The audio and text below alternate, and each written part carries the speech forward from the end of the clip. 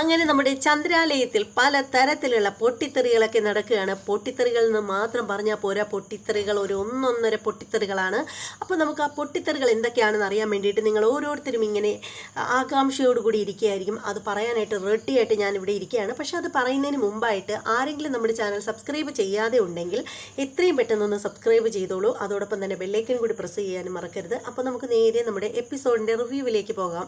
ഇത് 9-ാം തീയതിയിലെ എപ്പിസോഡിൻ്റെ റിവ്യൂ ആണ്. ഇന്നലെ ഞാൻ വീഡിയോ ഒന്നും ചെയ്തിട്ടുണ്ടായിരുന്നില്ല. അതുകൊണ്ട് ആദ്യം നമുക്ക് 9-ാം തീയതിയിലെ എപ്പിസോഡിൻ്റെ റിവ്യൂവിലേക്ക് പോകാം. അതിനുശേഷം 10-ാം തീയതിയിലെ എപ്പിസോഡിൻ്റെ റിവ്യൂവിലേക്ക് വരാം. അങ്ങനെ എപ്പിസോഡ് സ്റ്റാർട്ട് ചെയ്യുന്നത് എങ്ങനെയാണെന്ന് വെച്ചാൽ നമ്മുടെ രേവതിയെ കാണിച്ചിട്ടാണ്. അതായത് നമ്മുടെ സച്ചി പരാക്രമങ്ങളൊക്കെ കാണിച്ചതിന് ശേഷം ഒടുവിൽ നമ്മുടെ സച്ചിയെ നമ്മുടെ രവീന്ദ്രൻ ഒരു വിധം തണുപ്പിച്ച് മുറിയിലേക്ക് വിട്ടിരിക്കുകയാണ്. അതിനുശേഷം നമ്മുടെ രേവതി അവിടെ ഇരുന്ന് ഇങ്ങനെ സങ്കടപ്പെടുമ്പോൾ രേവതിയെ നമ്മുടെ രവീന്ദ്രൻ സമാധാനിപ്പിക്കുകയാണ്. അതിനുശേഷം പറയുകയാണ്, മോളെ നീ മുറിയിലേക്ക് ചെല്ല് എന്നിങ്ങനെ പറയുകയാണ്. അങ്ങനെ നമ്മുടെ രേവതി മുറിയിലേക്ക് ചെല്ലുകയാണ്. ഇത്രയും കാണിച്ചിട്ടായിരുന്നു കഴിഞ്ഞ ആഴ്ച നമ്മുടെ എപ്പിസോഡ് തീർന്നത്. അപ്പോൾ ഇന്നത്തെ എപ്പിസോഡ് സ്റ്റാർട്ട് ചെയ്യുന്നത് എങ്ങനെയാണെന്ന് വെച്ചാൽ നമ്മുടെ രേവതി മുറിയിലേക്ക് ചെല്ലുമ്പോൾ കാണുന്നത് നമ്മുടെ സച്ചി നിലത്ത് കിടക്കുകയാണ്. നിലത്ത് കിടന്നിട്ട് പകുതി മയക്കത്തിൽ കിടക്കുകയാണ്. അപ്പോൾ പുള്ളിക്കാരൻ നിലത്ത് കിടന്നിട്ട് കാല് രണ്ടും പൊക്കി കട്ടിലിൻ്റെ മണ്ടയിൽ വെച്ചിട്ടാണ് ഇങ്ങനെ കിടക്കുന്നത്. അപ്പോൾ ആ സമയത്ത് നമ്മുടെ രേവതി അങ്ങോട്ടേക്ക് ചെല്ലുകയാണ്. എന്നിട്ട് രേവതി സച്ചിയെ കണ്ടിട്ട് ആകെ വിഷമിച്ചിട്ട് അവിടെ കട്ടിലിൽ ഇരിക്കുകയാണ്.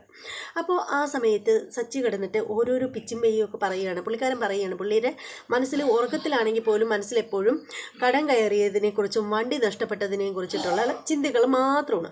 അങ്ങനെ നമ്മുടെ സച്ചി പറയാണ്, എൻ്റെ വണ്ടി പോയി, എൻ്റെ രേവതി ചതിച്ചു, ഞാൻ മൂക്കൊറ്റം കടത്തിലായി, അവള് കാരണം രേവതി കാരണമാണ് ഇതൊക്കെ സംഭവിച്ചത്, ഇവളെ കാരണമാണ് എനിക്ക് ഗജാനന്ദനെ ശത്രുവാക്കി മാറ്റേണ്ടി വന്നത്, അതുകൊണ്ടാണ് എനിക്ക് എല്ലാം നഷ്ടപ്പെട്ടത് എന്നൊക്കെ പറഞ്ഞിട്ട് നമ്മുടെ സച്ചി ഇങ്ങനെ കിടന്ന് ഉറക്കത്തിൽ കിടന്ന് ഓരോന്നും പറഞ്ഞുകൊണ്ടേയിരിക്കുകയാണ്. ഇത് കേൾക്കുന്നത് നമ്മുടെ രേവതിക്ക് നല്ല സങ്കടമാവുകയാണ്.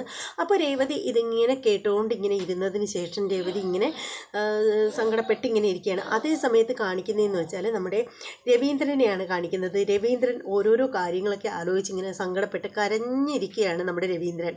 ശരിക്കും പറയുകയാണെങ്കിൽ രവീന്ദ്രൻ ചിന്തിച്ചത് എന്താണെന്ന് വെച്ചാൽ രവീന്ദ്രൻ പുറത്തുനിന്ന് ഇങ്ങോട്ട് കയറി വരുന്ന നേരത്തിന് നമ്മുടെ രവീന്ദ്രൻ കാണുന്നത് എങ്ങനെയെന്ന് വെച്ചാൽ നമ്മുടെ സച്ചി നമ്മുടെ രേവതിയെ പിടിച്ച് തള്ളുന്നതാണ്.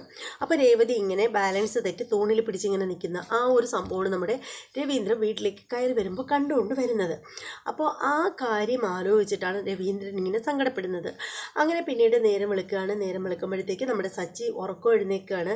കണ്ണ് തുറന്ന് നോക്കുമ്പോൾ പുള്ളിക്കാരൻ നിലത്ത് കിടക്കുകയാണ്. അങ്ങനെ നമ്മുടെ സച്ചി മെല്ലെ എഴുന്നേറ്റിട്ട് സമയമൊക്കെ നോക്കുകയാണ്. സമയം നോക്കുമ്പോഴത്തേക്ക് അയ്യോ ഇത്രയും സമയമായോ, ഇനിയിപ്പോൾ വണ്ടി പോകണമല്ലോ എന്നൊക്കെ ആലോചിച്ചിട്ട് പുള്ളിക്കാരൻ പെട്ടെന്ന് ചാടിപ്പറിച്ച് 4 കാലും പറിച്ച് എഴുന്നേറ്റിട്ട് നേരെ വാഷ്റൂമിലേക്ക് പോവുകയാണ്. അതേസമയത്ത് താഴെ രവീന്ദ്രൻ ഓരോരോ കാര്യങ്ങളും ചിന്തിച്ചിട്ട് അവിടെ തന്നെ ഇരിപ്പുണ്ട്. അതേസമയത്ത് നമ്മുടെ രേവതിയാണെങ്കിൽ അടുക്കളയിൽ പച്ചക്കറി കട്ട് ചെയ്യുകയാണ്. അപ്പോൾ ആ സമയത്തിന് ജോലികൾ പലതും ചെയ്യുന്നുണ്ടെങ്കിലും രേവതിയുടെ മനസ്സിൽ തലേ ദിവസം സച്ചി പറഞ്ഞ കാര്യങ്ങളാണ് വരുന്നത്. രേവതി ഓർക്കുകയാണ് സച്ചി പിടിച്ചു തള്ളുന്നതും അങ്ങനെ നമ്മുടെ രേവതി വന്ന് വീഴുന്നതും. അപ്പോൾ ആ സമയത്ത് സച്ചി പറഞ്ഞത്, എടി നീ ഒറ്റൊരുത്തി കാരണമാണ് എൻ്റെ ജീവിതത്തിൽ ഇങ്ങനെയൊക്കെ സംഭവിച്ചത്, നീ എന്നൊക്കെ പറഞ്ഞിട്ട് സച്ചി പറയുന്ന കാര്യങ്ങൾ. എന്നിട്ട് രേവതി ആലോചിക്കുകയാണ്, എടി നിന്നെ കാരണമാണ് ആ ഗജാനന്ദനെ ഞാൻ ശത്രുവാക്കി മാറ്റിയത്, അത് കാരണമാണ് എനിക്കിപ്പോൾ എല്ലാം നഷ്ടപ്പെട്ടത്, എൻ്റെ വണ്ടി നഷ്ടപ്പെട്ടു, അത് നഷ്ടപ്പെട്ടു, ഇത് നഷ്ടപ്പെട്ടു, കടത്തിലായി. അങ്ങനെയൊക്കെ സച്ചി പറയുന്ന കാര്യങ്ങൾ ഓരോന്നായിട്ട് നമ്മുടെ രേവതി ഓർത്തെടുക്കുകയാണ്. അത് ഓർത്തെടുക്കുന്ന രേവതി മനസ്സിൽ എന്തൊക്കെയോ ദൃഢമായിട്ട് എന്താണ് പറയുന്നത്, ചിലതൊക്കെ മനസ്സിൽ ഇങ്ങനെ അമർത്തി വെക്കുകയാണ്. എന്നിട്ട് രേവതി പച്ചക്കറിയൊക്കെ കട്ട് ചെയ്തുകൊണ്ടിരുന്നതൊക്കെ അവിടെ ഇട്ടതിന് ശേഷം നേരെ മുറിയിലേക്ക് പോവുകയാണ്. അങ്ങനെ നമ്മുടെ രേവതി നേരെ മുറിയിലേക്ക് ചെല്ലുമ്പോൾ കാണുന്നത് നമ്മുടെ സച്ചി ജോലിക്ക് പോകാനായിട്ട് ഒരുങ്ങി റെഡിയായിട്ട് നിൽക്കുകയാണ്. അപ്പോൾ പോകാനായിട്ട് ഇറങ്ങാനായിട്ട് തുടങ്ങുകയാണ്. അപ്പോൾ രേവതി അങ്ങോട്ടേക്ക് ചെന്നിട്ട് സച്ചിയോട് പറയുകയാണ്, എനിക്ക് നിങ്ങളോട് ചില കാര്യങ്ങളൊക്കെ സംസാരിക്കണം എന്ന് പറയുകയാണ്. അപ്പോൾ സച്ചി പറയാണ്, എനിക്ക് പോകാൻ സമയമില്ല, എനിക്ക് കേൾക്കാൻ സമയമില്ല, എനിക്ക് ഓട്ടം പോകാൻ സമയമായി, എനിക്ക് എൻ്റെ വണ്ടിയും കൊണ്ട് പോകണം എന്നിങ്ങനെ പറയുകയാണ്. അപ്പോൾ രേവതി പറയാണ്, പറ്റില്ല, നിങ്ങൾക്ക് പോകണമെന്നുണ്ടെങ്കിൽ നിങ്ങൾ പൊയ്ക്കോ, പക്ഷേ എനിക്ക് പറയാനുള്ള എല്ലാ കാര്യവും കേട്ടിട്ട് പോയാൽ മതി എന്നിങ്ങനെ പറയുകയാണ്. അപ്പോൾ സച്ചി ചോദിക്കണം, എന്താ നിനക്ക് പറയാനുള്ളത്, ഇന്നലെ നിങ്ങൾ ഇവിടെ എന്തൊക്കെയാണ് കാട്ടിക്കൂട്ടിയത്, നിങ്ങൾക്ക് വല്ല ബോധമുണ്ടോ എന്നിങ്ങനെ ചോദിക്കുകയാണ്. അപ്പോൾ സച്ചി ചോദിക്കുകയാണ്, ഞാനിത്തിരി കുടിച്ചു, അതിനിപ്പോൾ എന്താ തെറ്റ്, കുടിച്ചതിന് തെറ്റൊന്നുമില്ല എന്ന് കരുതിയിട്ട് ഈ വീട്ടിൽ ഇന്നലെ എന്തൊക്കെയാണ് നിങ്ങൾ കാണിച്ചു കൂട്ടിയത്, എന്ത് വൃത്തികെട്ട വാക്കുകളാണ് വായിന്ന് വന്നത് എന്നൊക്കെ ചോദിക്കുകയാണ്. അപ്പോൾ സച്ചി പറയാണ്, നിനക്കെന്താ നഷ്ടം, അതുകൊണ്ട് നിനക്ക് പ്രത്യേകിച്ച് എന്തെങ്കിലും നഷ്ടമുണ്ടോ, നീ ഒറ്റൊരുത്തി കാരണമാണ് ഇങ്ങനെയൊക്കെ സംഭവിച്ചത്, ഞാൻ എത്ര നന്നായിട്ട് നിന്ന് ജീവിക്കുന്നതാണ്. പക്ഷെ നീയാ എന്നെ നേരെ ജീവിക്കാൻ സമ്മതിക്കാത്തത്. നീ എന്നെ ചതിച്ചു, നീ എന്നെ വഞ്ചിച്ചു, പറ്റിച്ചു എന്നൊക്കെ പറഞ്ഞിട്ട് സച്ചി സംസാരിക്കാൻ തുടങ്ങുകയാണ്. അപ്പം രേവതി പറയണം, നിർത്ത്, ഇനി ഈ തരത്തിലുള്ള സംസാരങ്ങൾ നിങ്ങൾ പറയരുത് എന്ന് പറയാണ്. അപ്പോൾ സച്ചി പറയണ്, നീ ആരടി എന്നോട് നിർത്താൻ പറയാൻ എന്നും പറഞ്ഞിട്ട് സച്ചി വായെടുക്കുകയാണ്. അപ്പോൾ രേവതി പറയുകയാണ്. എന്നിട്ട് സച്ചി ചോദിക്കുകയാണ്, നീ എന്തിനാ ചൂടാവുന്നത്? രാവിലെ മുറി കയറി വന്നിട്ട് ചൂടാവാനുള്ള കാര്യം എന്താണ്? പതുക്കെ പറയടി എന്നിങ്ങനെ പറയുകയാണ്. അപ്പോൾ രേവതി പറയാണ്, എനിക്കെന്താ ചൂടായാൽ? എനിക്ക് ചൂടായാൽ എന്താന്ന്? ആണുങ്ങൾക്കൊക്കെ ഒരു വിചാരമുണ്ട്, നിങ്ങളുടെ ശബ്ദം മാത്രമേ മുറിക്ക് പുറത്ത് വരാവുള്ളെന്ന്. എന്താ സ്ത്രീകൾക്ക് സംസാരിച്ചാൽ എന്താ? നിങ്ങൾ എന്താ വിചാരിച്ചത്? നിങ്ങൾ പറയുന്നത് കേട്ട് ഞാൻ മിണ്ടാണ്ടങ്ങി ഇരിക്കുമെന്നോ? അങ്ങനെ ഇരിക്കാനേ എന്നെ കൊണ്ട് പറ്റില്ല. എനിക്ക് ചിലത് പറയാനുണ്ട്, അത് ഞാൻ പറഞ്ഞേ അടങ്ങൂ. അപ്പോൾ സച്ചി പറയണേ, എന്താടി നിനക്ക് പറയാനുള്ളത് എന്നിങ്ങനെ പറയണം. അപ്പോൾ രേവതി പറയണം, നിങ്ങളുണ്ടല്ലോ, ഇതിനു മുമ്പ് പലതവണ നിങ്ങൾ ഇതുപോലെ വന്നിട്ടുണ്ട്, പലതവണ ഇവിടെ പ്രശ്നങ്ങൾ ഉണ്ടാക്കിയിട്ടുമുണ്ട്. പക്ഷേ അന്നൊക്കെ ഞാൻ മാത്രമേ ഉള്ളായിരുന്നു ഇവിടെ പുറത്തുനിന്ന് വന്നതായിട്ട്. മറ്റെല്ലാവരും നിങ്ങളെ അറിയുന്ന നിങ്ങളുടെ വീട്ടുകാർ മാത്രമായിരുന്നു. പക്ഷേ ഇപ്പോൾ അതല്ല സ്ഥിതി. ഇപ്പോൾ മറ്റൊരു പെൺകുട്ടി കൂടിയുണ്ട് ഈ വീട്ടിൽ. അപ്പോൾ നിങ്ങളിവിടെ ഇങ്ങനെയൊക്കെ കാണിക്കുകയാണെങ്കിൽ അവൾ നിങ്ങൾക്ക് എത്ര വില വയ്ക്കും എന്നിങ്ങനെ ചോദിക്കുകയാണ്. അപ്പോൾ സച്ചി ഇങ്ങനെ ഒന്നും മിണ്ടാണ്ട് നിൽക്കണം. അപ്പോൾ രേവതി പറയാണ്, ഇന്നലെ ശ്രുതിയുടെ മുമ്പിൽ വെച്ചിട്ട് നിങ്ങൾ എന്തൊക്കെയാണ് ഇവിടെ കാണിച്ചു കൂട്ടിയത്? എന്തൊക്കെയാണ് നിങ്ങൾ പറഞ്ഞത്? ഇങ്ങനെ ആകുമ്പോൾ, ഇങ്ങനെ കള്ളും കുടിച്ച് വീട്ടിൽ വന്ന് കിടന്ന് ഇങ്ങനെ പരാക്രമം കാണിക്കുന്ന നിങ്ങളെ അവൾ വില വയ്ക്കുമോ? അവൾ നിങ്ങളെ ബഹുമാനിക്കുമോ, സ്നേഹിക്കുമോ എന്നൊക്കെ ഇങ്ങനെ ചോദിക്കുകയാണ്. അപ്പോൾ സച്ചി പറയണേ, എന്നെ ഇവിടെ ആരും സ്നേഹിക്കുകയും ബഹുമാനിക്കുകയോ ഒന്നും വേണ്ട എന്ന് പറയണം. അപ്പോൾ രേവതി പറയണേ, നിങ്ങൾക്ക് അങ്ങനെയൊന്നും വേണ്ടായിരിക്കും, നിങ്ങൾക്ക് കള്ള് മതിയല്ലോ, കള്ളും നിങ്ങളുടെ വണ്ടിയും. പിന്നെ പക്ഷേ എനിക്കത് വേണം, എനിക്കത് നിർബന്ധമാണ്. എൻ്റെ ഭർത്താവിനെ എല്ലാവരും ബഹുമാനിക്കണമെന്ന് ഞാൻ ആഗ്രഹിക്കും, അതിൽ ഒരു തെറ്റുമില്ല എന്നിങ്ങനെ രേവതി പറയുകയാണ്. അപ്പോൾ സച്ചി പറയാണ്, നിൻ്റെ സ്നേഹവും പരിഗണനയൊന്നും എനിക്ക് വേണ്ട, നിൻ്റെ വലിയ വാക്കുകൾ എനിക്ക് കേൾക്കുകയും വേണ്ട എന്ന് പറയണം. അപ്പോൾ രേവതി പറയണം, പറ്റില്ല, എനിക്ക് പറയാനുള്ളതെല്ലാം കേട്ടിട്ടേ നിങ്ങൾ ഇവിടുന്ന് പോകുന്നുള്ളൂ എന്ന് പറയണം. അപ്പോൾ സച്ചി പറയണം, നീ ആരടി അത് പറയാൻ?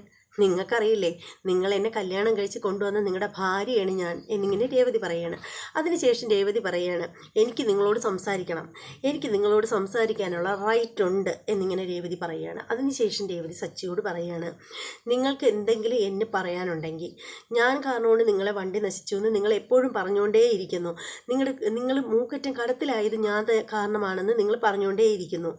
പക്ഷേ അതൊക്കെ ഞാൻ എങ്ങനെയാണ് കാരണക്കാരിയാവുന്നതെന്ന് എനിക്ക് മനസ്സിലാവുന്നില്ല എന്നൊക്കെ രേവതി പറയുകയാണ്. അതിനുശേഷം രേവതി പറയുകയാണ്, ഇനി എന്നെ നിങ്ങൾക്ക് ഇങ്ങനെ നിരന്തരം ചീത്ത പറഞ്ഞുകൊണ്ടിരിക്കണമെന്നുണ്ടെങ്കിൽ, എല്ലാ തെറ്റുകളും എൻ്റെ തലയിൽ നിങ്ങൾക്ക് കെട്ടിവെക്കണമെന്നുണ്ടെങ്കിൽ അതങ്ങനെ ആയിക്കോ, അതിലൊന്നും എനിക്കൊരു പ്രശ്നവുമില്ല. പക്ഷേ അത് മറ്റുള്ളവരുടെ മുന്നിൽ വെച്ചായിരിക്കരുത്.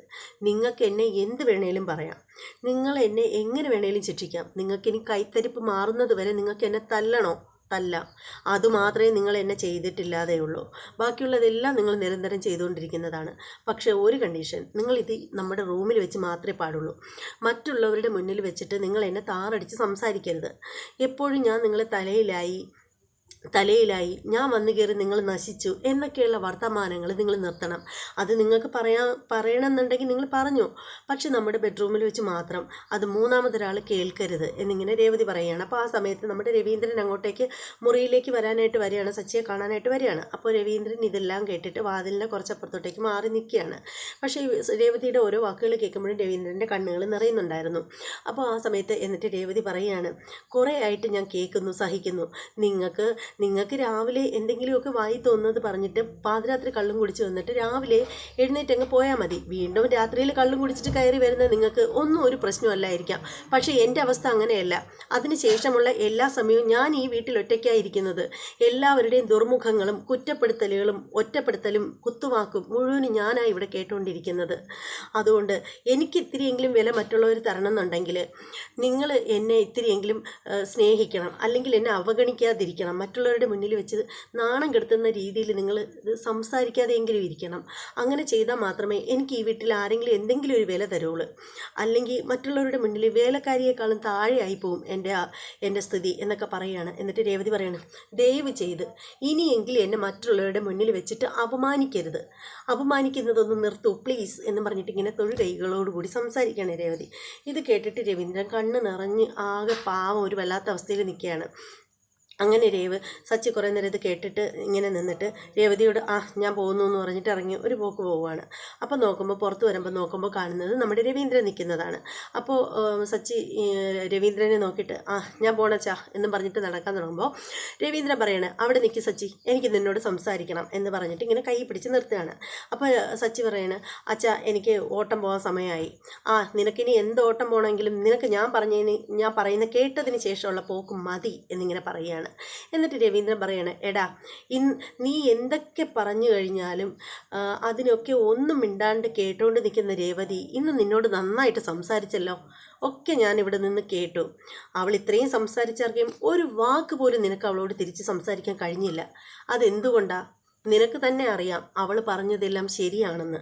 അതുകൊണ്ടാ ഒരക്ഷരം പോലും നീ മിണ്ടാണ്ട് എല്ലാം കേട്ടു നിന്നത്. സച്ചി, നീ ഈ കാണിക്കുന്നതൊന്നും ഒട്ടും ശരിയായ കാര്യങ്ങളല്ല. ശരിക്കും ഇന്ന് മോള് നിന്നോട് പറഞ്ഞ കാര്യങ്ങളുണ്ടല്ലോ, അത് നിന്നോട് ഞാൻ പറയാനായിട്ടാണ് ഈ മുറിയുടെ മുന്നിലേക്ക് വന്നത്. അപ്പോഴാണ് മോള് സംസാരിക്കുന്നത് കേട്ടത്. അതുകൊണ്ടാണ് ഞാൻ മിണ്ടാതെ ഇങ്ങോട്ട് മാറി നിന്നത്. ഇതെന്താ സച്ചി നീ പറയുന്നത്? ശരിക്കും പറഞ്ഞു കഴിഞ്ഞാലുണ്ടല്ലോ, ഈ വീട്ടിൽ നിൻ്റെ അമ്മയ്ക്ക് അവളെ കണ്ണിന് നേരെ കണ്ടുകൂടാ.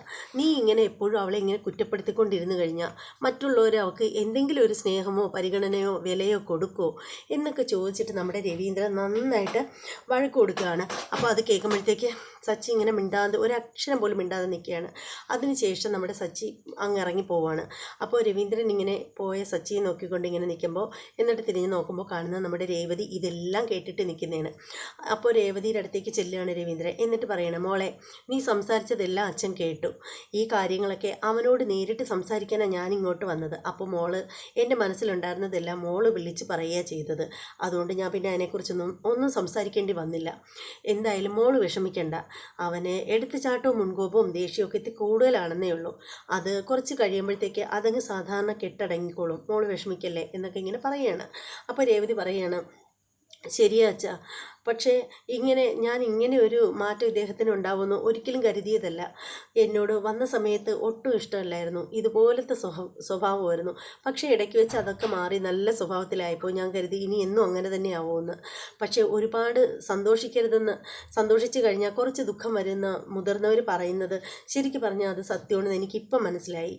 ഞാൻ എന്ത് തെറ്റ് ചെയ്തു എന്ന് എനിക്കറിയില്ല. അദ്ദേഹത്തിൻ്റെ നന്മ മാത്രം നോക്കിയിട്ടാണ് ഞാൻ അന്ന് ഗജാനന്ദൻ്റെ വിഷയം പറയാതിരുന്നത്. പക്ഷേ അത് ഇത്രയും വലിയ പ്രശ്നമാവുമെന്ന് എനിക്ക് അറിയില്ലായിരുന്നു എന്നൊക്കെ പറഞ്ഞിട്ട് രേവതി കണ്ണ് നിറയ്ക്കുകയാണ്. അപ്പോൾ രവീന്ദ്രൻ പറയണം മോള് സങ്കടപ്പെടുകയൊന്നും വേണ്ട, എല്ലാം ശരിയാവും എന്നൊക്കെ പറഞ്ഞിട്ട് നമ്മുടെ രവീന്ദ്രൻ ഇങ്ങനെ സമാധാനിപ്പിക്കുകയാണ് രേവതിയെ. എന്നിട്ട് പറയുകയാണ് മോളെ, സച്ചി ഇനി വരുമ്പോൾ സച്ചി അതേക്കുറിച്ചൊക്കെ ചിന്തിക്കും. ഇനി അവൻ നിന്നോട് സമാധാനത്തിൽ സന്തോഷമായിട്ടേ പെരുമാറൂ എന്നൊക്കെ പറഞ്ഞിട്ട് ഇങ്ങനെ രവീന്ദ്രൻ പോവുകയാണ്. അതേസമയം നമ്മുടെ ബ്യൂട്ടി പാർലറാണ്, നമ്മുടെ ശ്രുതിയുടെ ബ്യൂട്ടി പാർലറാണ് കാണിക്കുന്നത്. ശ്രുതി ഇങ്ങനെ നമ്മുടെ മീരയായിട്ട് സംസാരിക്കുകയാണ്. മീരയോട് സംസാരിച്ചുകൊണ്ട് നിൽക്കുന്ന സമയത്തിന് മീരയോട് സച്ചി ബഹളം വെച്ചതും പ്രശ്നം ഉണ്ടാക്കിയൊക്കെ കാര്യങ്ങൾ നമ്മുടെ ശ്രുതി പറയുകയാണ്.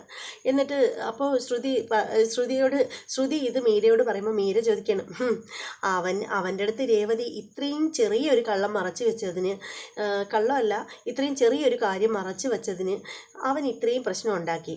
അപ്പോൾ നിൻ്റെ കാര്യമോ, നീ മറച്ചു വെച്ചിരിക്കുന്നതേ ഒരു 1.5 കാര്യമല്ലേ. അത് വല്ലതും ശ്രുതി അറിഞ്ഞു കഴിയുമ്പോഴുണ്ടല്ലോ വീട്ടുകാരെ എങ്ങനെയായിരിക്കും പ്രതികരിക്കുന്നത് എന്നിങ്ങനെ ചോദിക്കുകയാണ്. അപ്പോൾ ഉടനെ ശ്രുതി പറയുന്നത്, എൻ്റെ മീരെ നീ ഇതൊക്കെ എന്നെ ഓർമ്മിപ്പിച്ച് ടെൻഷൻ ആക്കല്ലേ എന്നിങ്ങനെ പറയുകയാണ്. പിന്നെ ഓർമ്മിപ്പിക്കാതെ നീ എപ്പോഴും അതൊന്ന് കരുതിയിരുന്നോ എന്നിങ്ങനെ പറയുകയാണ്. അപ്പോൾ ഇങ്ങനെ അതിനെപ്പറ്റി സംസാരിച്ചുകൊണ്ടിരിക്കുമ്പോൾ നോക്കുമ്പോൾ ശ്രുതി കയറി വരികയാണ്. അപ്പോൾ ഉടനെ ശ്രുതി ചോദിക്കുകയാണ്, എന്താ ശ്രുതി ഈ സമയത്ത് എന്താ വന്നത്? ശ്രുതി നീയൊന്ന് വന്നേ, നിനക്കൊരു കാഴ്ച കാണിച്ചു തരാം. അപ്പോൾ ഉടനെ ശ്രുതി ചോദിക്കണം, അയ്യോ എനിക്കിപ്പോൾ വരാൻ പറ്റില്ല ശ്രുതി, ഇവിടെ ജോലി ടൈമാണ്, ഇപ്പോൾ ഈ സമയത്ത് എനിക്ക് വരാൻ പറ്റില്ല എന്നിങ്ങനെ പറയണം. അപ്പോൾ ശ്രുതി പറയാണ്, അതിന് വരാൻ പറ്റാത്ത കാര്യം എന്താ? ഇത് നിൻ്റെ സ്വന്തം സ്ഥാപനമല്ലേ, ഇവിടെ നിന്ന് നിനക്ക് ഇറങ്ങി വരുന്നതിന് പ്രത്യേകിച്ച് ആരുടെയെങ്കിലും അനുവാദം വേണോ എന്നിങ്ങനെ ചോദിക്കണം. അപ്പോൾ ശ്രുതി പറയണം, അങ്ങനെയൊന്നും അല്ല ശ്രുതി, നമ്മളൊരു സ്ഥാപനം നടത്തുമ്പോൾ അതിൻ്റെ മേലെ നമുക്ക് ചില ഉത്തരവാദിത്തങ്ങളൊക്കെ ഉണ്ട്, അങ്ങനെ ഇട്ടിട്ട് വരാനൊന്നും പറ്റില്ല എന്ന് പറയണം.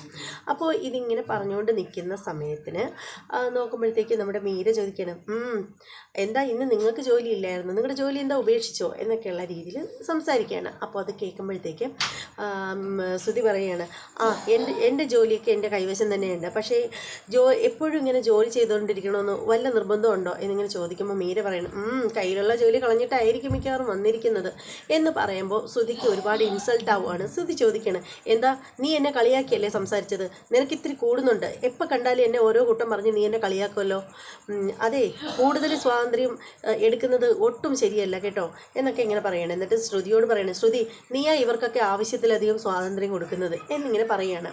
അപ്പോൾ ശ്രുതി പറയാണ്, എൻ്റെ ശ്രുതി നീ ഒന്ന് വിട്ടേരെ അതൊക്കെ, എന്തിനാ എന്നെ വിളിക്കുന്നത്, നീ വാ ശ്രുതി എന്നും പറഞ്ഞിട്ട് വിളിക്കുകയാണ്. അങ്ങനെ നമ്മുടെ ശ്രുതിയുടെ കൂടെ അങ്ങോട്ടേക്ക് മുറ്റത്തേക്ക് ഇറങ്ങുകയാണ്. നോക്കുമ്പോൾ കാണുന്നത് പുറത്തോട്ട് ഇറങ്ങുകയാണ്. അപ്പോൾ നോക്കുമ്പോൾ കാണുന്നത് ഒരു കാറാണ്. അപ്പോൾ ശ്രുതി പറയണേ, നോക്ക് ശ്രുതി ഈ കാർ എങ്ങനെയുണ്ടെന്ന് നോക്ക് എന്നിങ്ങനെ പറയണേ. അപ്പോൾ ശ്രുതി ഇങ്ങനെ നോക്കിയിട്ട്, ശ്രുതി ഇത് നല്ല കാറല്ലോ, ഇത് കൊള്ളാമല്ലോ, നിനക്ക് ഇഷ്ടപ്പെട്ടു ശ്രുതി, എനിക്കിഷ്ടപ്പെട്ടു, എന്നാലേ ആ വണ്ടിയിലോട്ടൊന്ന് കയറി, ഇപ്പോഴോ, നീ കയറടോ. അപ്പോൾ ശ്രുതി ചോദിക്കണം, അപ്പോൾ ഈ വണ്ടി ഓടിച്ചുകൊണ്ട് നമ്മൾ എവിടെ പോവും എന്നിങ്ങനെ ചോദിക്കണം. അപ്പോൾ ശ്രുതി പറയണം, എൻ്റെ ശ്രുതി ഇതൊന്ന് ചെക്ക് ചെയ്യാനായിട്ട്, ചെക്ക് ഡ്രൈവിങ്ങിന് കൊണ്ടുവന്ന കാറാണ്, ഒന്ന് ചെക്ക് ചെയ്ത് നോക്കാനായിട്ട് കൊണ്ടുവന്ന കാറാണ്. അപ്പോൾ ഇത് കുറച്ച് നേരം നമുക്ക് കറങ്ങിയൊക്കെ നടന്നിട്ട് തിരിച്ച് കൊണ്ടുവന്ന് ഇടാം, അതായത് കുറച്ച് നേരം അവർക്ക് അടിച്ചു പൊളിച്ച് നടന്നതിന് ശേഷം വണ്ടി കൊണ്ടുവന്ന് ഷോറൂമിൽ കൊണ്ടുവന്ന് ഇടാമെന്നാണ് ശ്രുതി പറയുന്നത്. അങ്ങനെ ചെയ്താൽ കുഴപ്പം വല്ലതും ഉണ്ടോ? എന്ത് കുഴപ്പം, ഇതാരറിയാൻ, നീ അതിനകത്തോട്ട് കയറ് എന്നും പറഞ്ഞിട്ട് ശ്രുതി നിർബന്ധിച്ച് നമ്മുടെ ശ്രുതിയെ വണ്ടി കയറ്റുകയാണ്. അതിനുശേഷം അവർ രണ്ടുപേരും ഇങ്ങനെ കറങ്ങി നടക്കുകയാണ് കുറേ നേരത്തേക്ക്. അങ്ങനെ നമ്മുടെ ശ്രുതി ഭയങ്കര സ്പീഡിലാണ് വണ്ടി ഓടിക്കുന്നത്. അപ്പോൾ ശ്രുതി പറയുന്നത്, ഇത്തിരി സ്പീഡ് കുറയ്ക്ക്, ഇതെന്തൊരു സ്പീഡായത്, എനിക്ക് പേടിയാവുന്നു ശ്രുതി, ഇത്തിരി സ്പീഡ് കുറയ്ക്ക് എന്നൊക്കെ പറഞ്ഞിട്ട് നമ്മുടെ ശ്രുതി കിടന്ന് ബഹളം വയ്ക്കുകയാണ്. അപ്പോൾ ശ്രുതി പറയാണ്, എന്തിനാ ശ്രുതി പേടിക്കുന്നത്, നീ പേടിക്കാതിരിക്കുക, നല്ല രസമില്ലേ എന്നൊക്കെ ഇങ്ങനെ പറയുകയാണ്.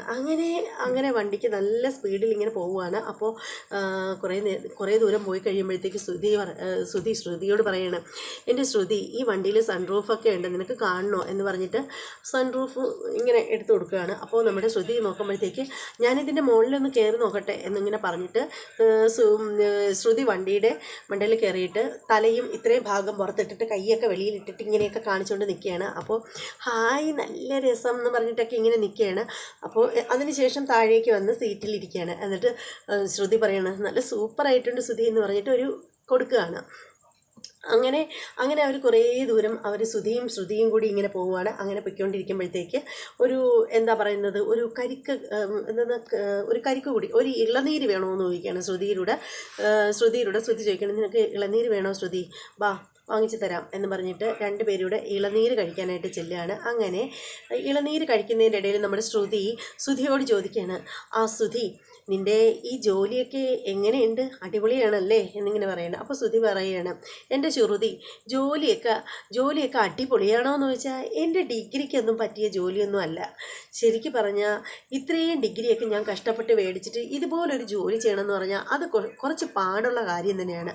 പിന്നീട് ഞാൻ തൽക്കാലം ചെയ്യാമെന്ന് വിചാരിച്ചേ ഉള്ളൂ. പിന്നീട് അതിൽ എൻജോയ് ചെയ്യാൻ പറ്റുന്നതെന്ന് വെച്ചാൽ ഇതുപോലെ വണ്ടിയൊക്കെ എടുത്തുകൊണ്ട് വരുമ്പോൾ നിന്നെയും കയറ്റിയിട്ട് ഇങ്ങനെ അടിച്ച് പൊളിച്ച് കുറേ ദൂരമൊക്കെ ഇങ്ങനെ വണ്ടിയൊക്കെ ഓടിച്ച് കുറച്ച് സമയമൊക്കെ കളയാൻ പറ്റും. അതിനുശേഷം അങ്ങോട്ട് ചെല്ലാം. പിന്നെ ഷോറൂമിൽ തന്നെ ഇങ്ങനെ ഒരേപോലെ ഇരുന്ന അവിടെ വരുന്ന കസ്റ്റമറോടൊക്കെ കാര്യങ്ങളൊക്കെ വണ്ടിയെക്കുറിച്ച് പുള്ളി തെറ്റാതെ ഓരോന്നൊക്കെ ഇങ്ങനെ പറഞ്ഞു കൊടുക്കുമ്പോഴുണ്ടല്ലോ എനിക്ക് ബോറടിക്കും. ആ ബോറടി മാറ്റാനാണ് ഞാനിങ്ങനെ വണ്ടി എടുത്തുകൊണ്ട് ഇങ്ങനെ ഇറങ്ങുന്നത് എന്നിങ്ങനെ പറയണം. അത് കേൾക്കുമ്പോൾ ശ്രുതി പറയാണ്, അത് ശരിയല്ല ശ്രുതി, നീ എങ്ങനെയാണെങ്കിലും ഈ ജോലി ഒരിക്കലും കളയരുത് കേട്ടോ എന്നിങ്ങനെ പറയുമ്പോൾ ശ്രുതിയുടെ മുഖമൊക്കെ അങ്ങ് മാറുകയാണ്. അപ്പോൾ ശ്രുതി പറയുകയാണ്, ഈ ജോലി കളയരുത്. ശ്രുതി തന്നെ ഒന്ന് ആലോചിച്ച് നോക്കിയേ, ഇപ്പം തന്നെ ഈ വീട്ടു ചെലവ് മുഴുവനും നോക്കുന്നത് സച്ചിയാണ്. അങ്ങനെ ആകുമ്പോഴത്തേക്ക് നമ്മളെ എല്ലാ കാര്യങ്ങളും അവൻ തന്നെ നോക്കുമ്പോഴത്തേക്ക് പിന്നെ നമുക്ക് അവിടെ ഒരു വില ഉണ്ടാവില്ല. അതുമാത്രമല്ല രേവതിയുടെ മുന്നിൽ പിന്നെ എനിക്കൊരു വില ഉണ്ടാവില്ല. ഞാൻ എന്ത് പറഞ്ഞാലും പിന്നീട് അവൾ അനുസരിക്കത്തുമില്ല. അപ്പോൾ എനിക്ക് വേണ്ടിയിട്ടെങ്കിലും ശ്രുതി ജോലിക്ക് പോകണം, പ്ലീസ് ശ്രുതി എന്നൊക്കെ പറഞ്ഞിട്ട് കെഞ്ചാണ് ചിരിക്കുകയാണ് നമ്മുടെ ശ്രുതി. അത് കേൾക്കുമ്പോഴത്തേക്ക് ഉടനെ ശ്രുതി പറയാണ്, ശ്രുതി ഞാൻ പരമാവധി ഞാൻ ഈ ജോലിയുമായിട്ട് മുന്നോട്ട് പോകാൻ ശ്രമിക്കാം, എൻ്റെ ശ്രുതിക്ക് വേണ്ടിയിട്ട് ഞാൻ ജോലിയുമായിട്ട് മുന്നോട്ട് പോവാം എന്നൊക്കെ ഇങ്ങനെ നമ്മുടെ ശ്രുതി പറയുകയാണ്. അങ്ങനെ എപ്പിസോഡ് തീരാണ്. എന്തായാലും ഇന്നത്തെ ചെമ്പനീർ പൂവിൻ്റെ എപ്പിസോഡ് അടിപൊളി എപ്പിസോഡായിരുന്നു. എപ്പിസോഡ് എല്ലാവർക്കും ഇഷ്ടമായെന്ന് വിശ്വസിക്കുകയാണ്. ഇഷ്ടപ്പെട്ടവരൊക്കെ താഴെ കമൻറ്റ് ചെയ്തേക്കണം. അതുമാത്രമല്ല, വീഡിയോ ഇഷ്ടമാവണമെങ്കിൽ തീർച്ചയായും ലൈക്ക് ചെയ്യണം. ചാനൽ സബ്സ്ക്രൈബ് ചെയ്യാത്ത എല്ലാവരും സബ്സ്ക്രൈബ് കൂടി ചെയ്തോളൂ. അതോടൊപ്പം തന്നെ ഒരു കാര്യം പ്രത്യേകം പറയാനുള്ളതെന്ന് വെച്ചാൽ, വീഡിയോകളൊക്കെ കുറച്ച് ലേറ്റായിട്ടാണെങ്കിലും എൻ്റെ ചാനലിൽ ഉറപ്പായിട്ടും വീഡിയോകളെല്ലാം വരുന്നതായിരിക്കും. ഒന്നുപോലും ഇടാതിരിക്കില്ല. കുറച്ച് താമസിച്ചാലും വീഡിയോകൾ കറക്റ്റായിട്ട് ഇട്ടിരിക്കും. എന്തായാലും ഇനി മറ്റൊരു എപ്പിസോഡിൻ്റെ റിവ്യൂമായിട്ടും പ്രൊമോ വീഡിയോയുമായിട്ടൊക്കെ വരാം. അതുവരെ എല്ലാവർക്കും ബായ്.